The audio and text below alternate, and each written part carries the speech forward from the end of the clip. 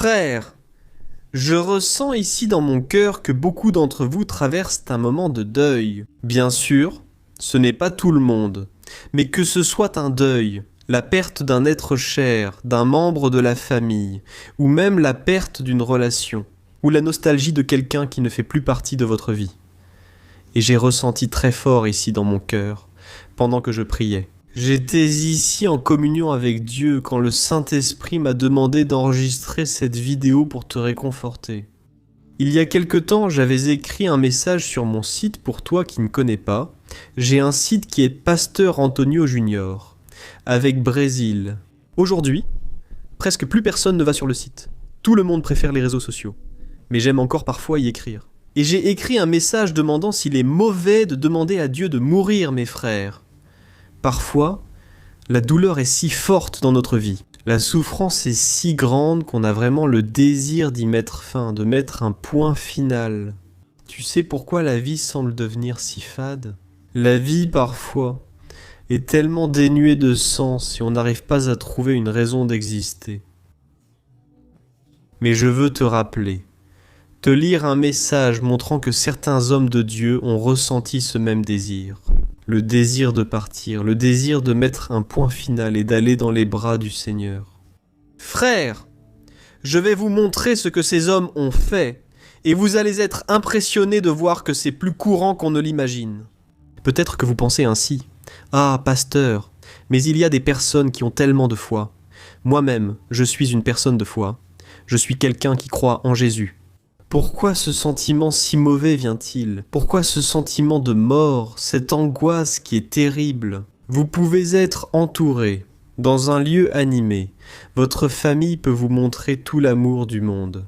Et, malgré tout, vous ressentez cette douleur dans le cœur, cette douleur qui torture, qui, écoutez, je dis ça parce que je suis déjà passé par là, je sais ce que c'est de ressentir ça. Senti C'est comme une dépression. C'est quelque chose de tellement mauvais. Et parfois, ça revient dans votre vie. C'est plus fort que vous. Il y a des moments où vous allez bien sûr. Personne ne reste à 100% dans cette angoisse. Mais il y a des moments, mes frères, où cette douleur revient et c'est quelque chose de terrible. Je souhaite lire avec vous un passage de 1 Roi 19, versets 3 et 4. Élie, une période qu'Élie a vécue. Pourquoi ai-je parlé d'une période ? Car tu peux la traverser en ce moment, mais elle passera. Amen. Avec Jésus, tout passe. Alors, je veux te lire quelque chose. Regarde ce que la Bible dit, frère. Élie a eu peur et il s'est enfui pour sauver sa vie. Juste pour te rappeler, il a eu peur de Jézabel. Jézabel était une femme cruelle, une femme méchante, possédée par le démon. Élie, parce qu'il avait humilié les prophètes de Baal et les avait vaincus. Alors, cette femme, avec toute la fureur du monde, essaie d'imaginer la fureur de l'ennemi. Elle a menacé. D'ici demain, je vais en finir avec Élie. Élie a alors eu peur et s'est enfui pour sauver sa vie. À Beersheba, en Juda, il a laissé son serviteur et est entré dans le désert pour une journée de marche. Et il est arrivé sous un genêt, sous un arbre, et il a prié en demandant la mort. Et il a dit ainsi, « J'en ai assez, Seigneur, prends ma vie, je ne suis pas meilleur que mes ancêtres, frères. » Ce message d'Élie est puissant, car il a prié pour mourir. Je vais maintenant vous lire mon message, qui débute ainsi. « As-tu déjà été si épuisé que tu as demandé à Dieu de mourir, au point de dire à Dieu que tu ne peux plus vivre dans ce monde et que tu veux aller dans la gloire le plus vite possible ?» Élie était un grand homme de Dieu, beaucoup utilisé par le Saint-Esprit. Mais nous voyons ici à ce moment-là qu'à un certain moment de son parcours, il n'a plus supporté la pression des problèmes, la menace de mort, et Élie a demandé la mort. C'est l'exemple que, même si quelqu'un est une personne de foi, une personne qui a une certaine motivation pour cela, même ainsi, il peut perdre l'envie de vivre. Je sais qu'il est difficile de comprendre comment quelqu'un peut souhaiter la mort ou même y mettre fin, mais malheureusement, cela arrive beaucoup plus souvent que nous ne l'imaginons. Frères, le monde est rempli de personnes vides, des personnes qui se réjouissent avec des amis dans un cercle, Des personnes qui sont sur les réseaux sociaux en montrant que tout va bien, que tout est heureux, ou même dans le mariage avec la famille. Elles publient des photos de voyage, des photos très bien arrangées, des photos qui montrent qu'elles prospèrent dans la vie. Mais le vide intérieur, seul Dieu le connaît. Frère, ici cela nous montre qu'Élie a voulu se séparer de son compagnon. À l'époque d'Élie, un prophète était toujours accompagné d'un serviteur, et ce serviteur apprenait le ministère à ses côtés. Et que se passe-t-il ? Il a tout simplement abandonné son serviteur, puis il a commencé à marcher seul, et il a marché seul pendant un jour dans le désert. Frère, le manque de communion avec Dieu, ou le fait que la personne pense qu'il n'y a plus de solution à son problème, peut la pousser à vouloir mettre fin à sa souffrance par elle-même. Cette vidéo ne vise pas à t'encourager à agir, mais à montrer qu'il y a de l'espoir. Amen. J'ai vu ici beaucoup de commentaires de personnes disant « Pasteur, je traverse exactement cela. Pasteur, ma vie n'a pas été facile. Priez pour ma famille. Frère, la famille est un projet de Dieu. Et l'ennemi a essayé de détruire la famille. Frère, nous devons vraiment veiller. Même ma femme Thaïs, elle a un appel très fort, tourné vers la famille. Si vous cherchez des conseils pour éduquer vos enfants et ne savez pas où commencer, je vous le recommande. Son Instagram, allez sur Instagram Thaïs Race officiel, d'accord ? Sur YouTube aussi, elle a mis des vidéos. Elle était restée un moment sans en mettre, mais maintenant elle parle beaucoup. Pour les familles. Frère, pourquoi une personne veut-elle mettre fin à cette douleur ? Bien souvent, comme je l'ai dit, cela vient du manque de communion avec Dieu. Les gens frères ne connaissent pas Dieu. Récemment, j'ai vu une vidéo sur TikTok où un jeune homme demandait aux passants « Connaissez-vous Jésus ? Aimez-vous Jésus, frère ?» Les gens s'en fichent complètement. C'est-à-dire, sur 30 ou 50 personnes, une ou deux disaient « Ah, j'aime Jésus, il est mon Seigneur et mon Sauveur. » Et le reste, vous savez, frère, ils ne voulaient rien entendre. Je constate que beaucoup ne connaissent pas vraiment Dieu. Si tu cherches une relation intime avec le Seigneur, il enlève ce désir en toi, tu vois. Il comble ton vide, il transforme ta vie. Et donc, en continuant ici avec le texte, j'ai écrit ceci. Malheureusement, beaucoup d'entre nous connaissent ou ont entendu parler de quelqu'un qui n'a pas supporté et s'est suicidé. Frère, c'est très triste, car ce n'était pas le plan de Dieu. Mais je veux m'arrêter ici et te dire une chose. Élie, comme je l'ai dit, il fut un grand homme de Dieu, apparaissant sur la montagne de la transfiguration avec Jésus et Moïse. C'était un prophète, puissamment utilisé par le Seigneur, monté dans un char de feu, et personne n'a jamais revu Élie. Nous voyons l'intimité de cet homme avec Dieu. Pourtant, il a traversé le désert et la vallée. Je ne sais pas pour toi, mais moi, j'ai déjà touché le fond. Je sais comment c'est, et je ne veux pas y retourner, frère. Isso para mim foi uma Grâce à cette expérience, je comprends ce que tu vis aujourd'hui. Il y a des personnes ici qui sont au fond du gouffre, et je veux te conseiller de ne pas abandonner. Persévère encore un peu, un jour à la fois, même si tu trouves ta journée toujours identique, avec une routine sans nouveauté. Le fait que Dieu te dise cela montre clairement qu'il veut que tu continues.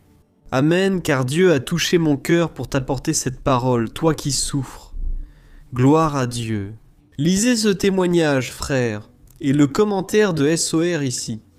Elle a dit « Pasteur, vos messages m'ont donné envie de mieux connaître Dieu. Vous êtes une bénédiction.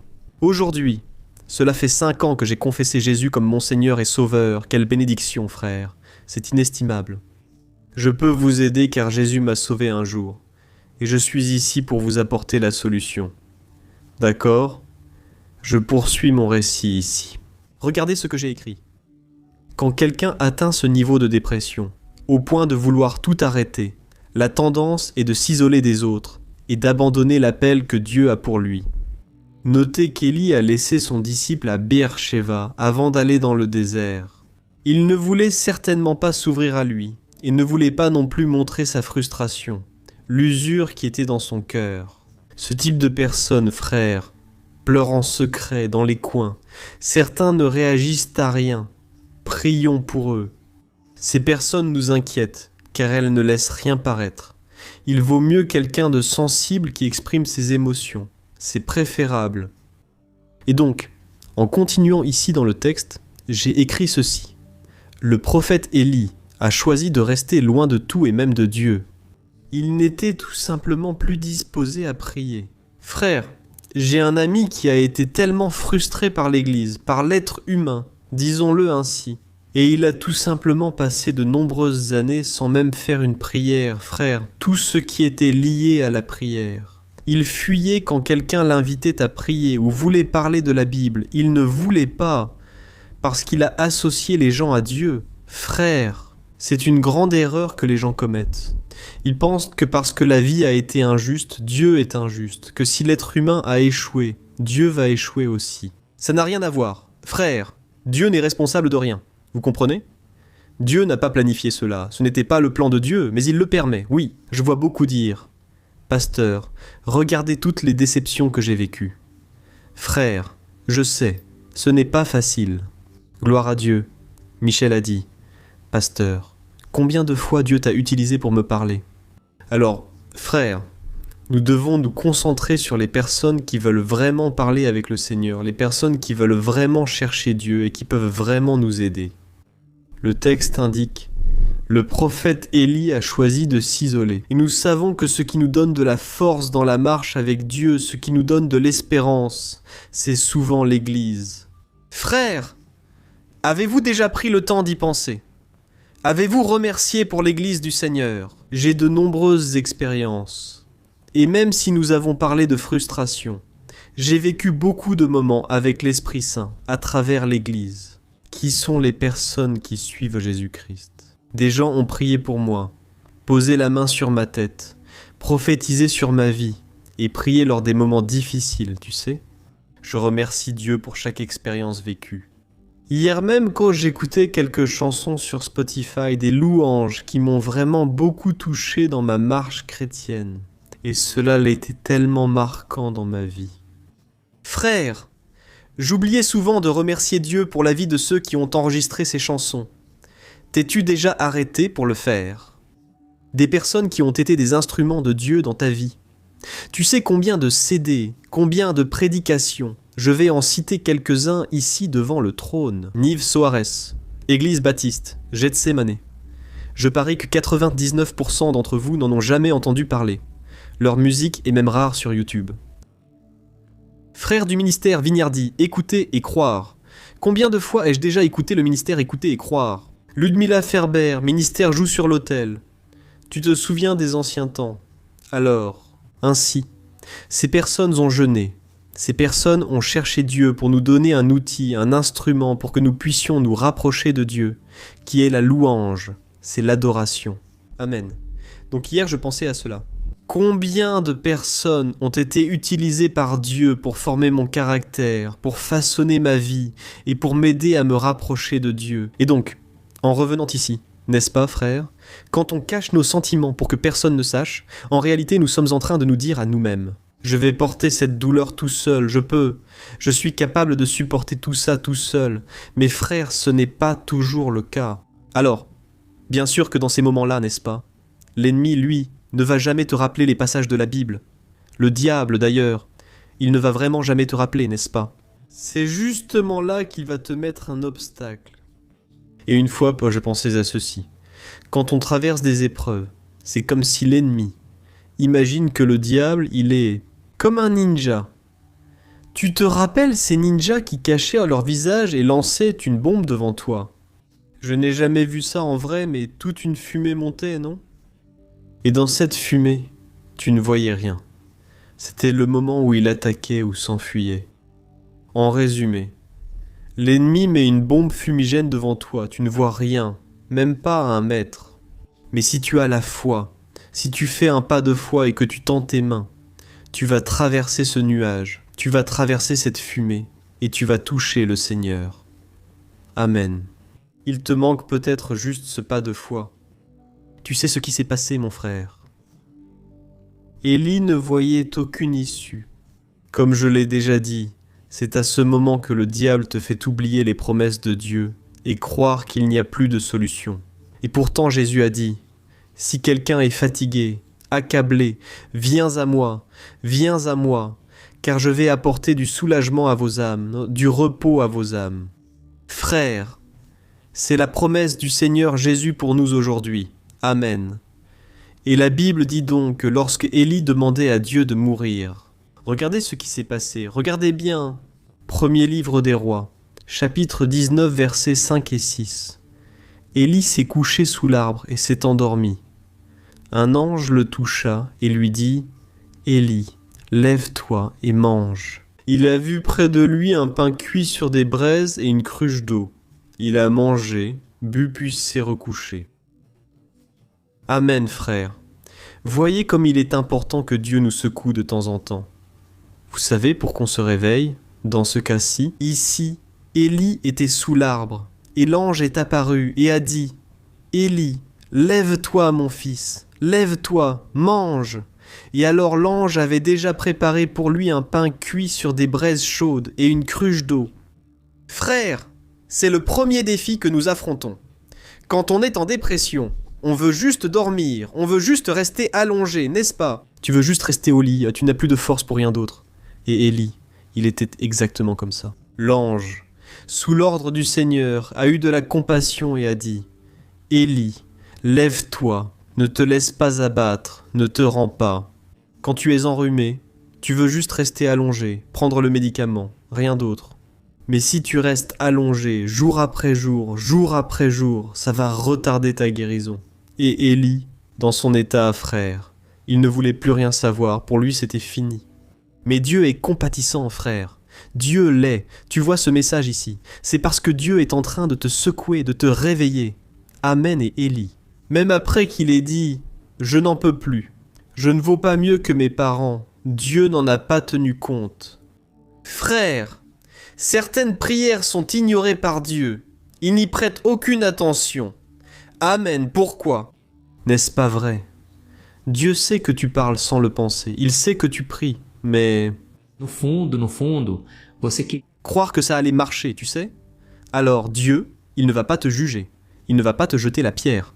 Parce que c'est exactement ce qui est arrivé à Élie. La Bible dit que, alors, quand Élie a reçu l'appel, n'est-ce pas, de l'ange là, il a décidé de se lever. Il y a beaucoup de personnes, frères, qui ne valorisent pas, quand on veut les aider. Il y a des personnes, oui, à qui on parle de Dieu, on conseille, et ces personnes, elles disent simplement non et abandonnent.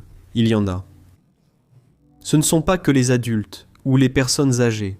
Beaucoup de jeunes de 15 à 20 ans sont déjà épuisés mentalement et émotionnellement.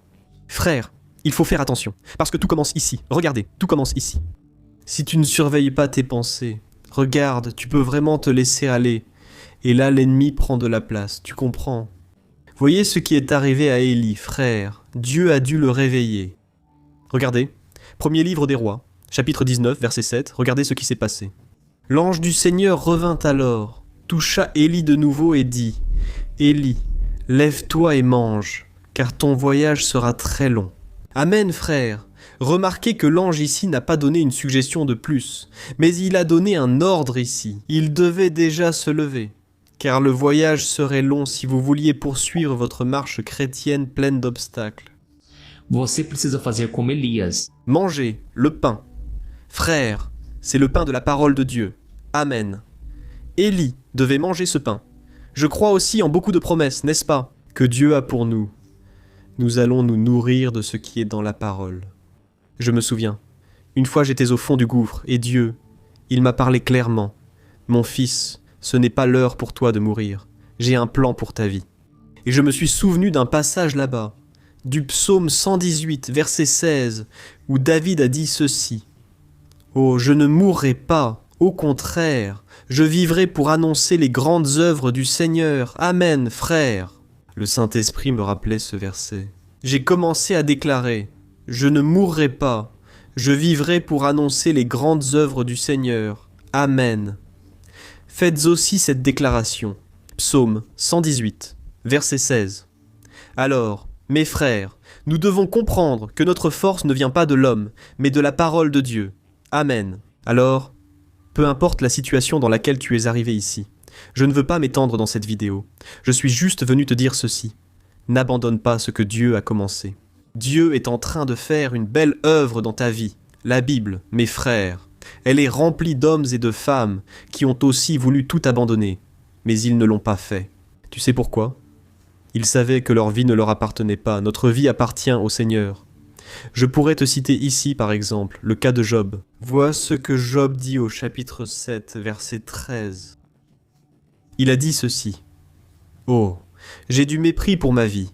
Je ne vais pas vivre éternellement, Seigneur, laisse-moi, car mes jours n'ont plus de sens. » Mes frères, Job, même en souffrant, bien plus que n'importe lequel d'entre nous ici, Job a perdu ses 10 enfants et tous ses biens d'un coup. Sa femme l'a ignoré, traité de fou, et lui a conseillé de maudire Dieu puis de mourir. Autrement dit, Georgie n'a pas réussi à s'adapter à la vie d'un immense village. Robus critique là les lunettes pour des améliorations, des stimulations. Kutlem, Argadol, Fabio. Viu, agora morreu, agora acabou. Donc c'est sympa. Instagram est revenu. Le football vaut vraiment la peine. Et j'ai l'habitude de dire ceci.